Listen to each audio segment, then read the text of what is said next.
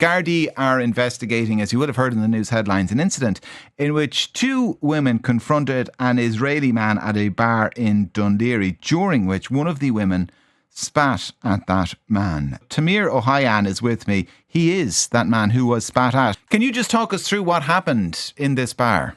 So basically, I was staying in this hotel for my conference from work. And just spontaneously, me and my coworker that just arrived from London, we decided to go to this restaurant that was inside the hotel, the Royal Marine Hotel.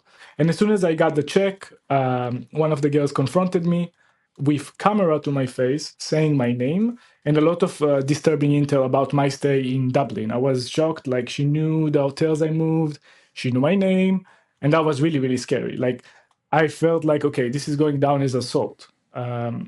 And I was hoping that, someone in this huge restaurant intervenes in the hotel that I'm staying in, like security, nobody. It's been going like that for a few minutes. I don't know if you guys have seen the footage, but you can clearly see how I'm being assaulted, how I'm being attacked, verbally abused. I did not say any bad word during this whole conversation. At some point, I tell the other person, I love you, because I really don't want a conflict. And she just spits on me. And she's so proud of that. And she walks away and they just leave the restaurant. When they approached you initially, Tamir, what did they say? What were the first things they said to you? So after they said all the intel about my stay, she said, we know you're an IDF soldier. And I never denied it. Yes, I'm an IDF soldier. And on my social media, I am an IDF soldier.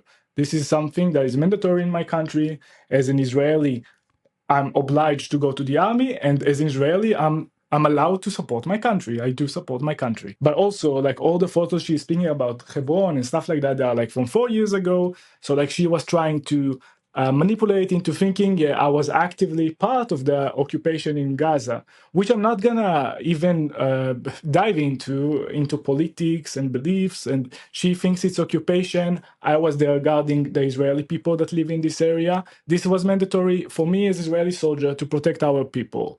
Now, as for what she said, she would do it again. I'm utterly shocked. I don't know how in a beautiful country like Ireland that presents itself as the land of thousand welcomes, this girl decides to be the judge and jury of who is allowed in the country and who is not.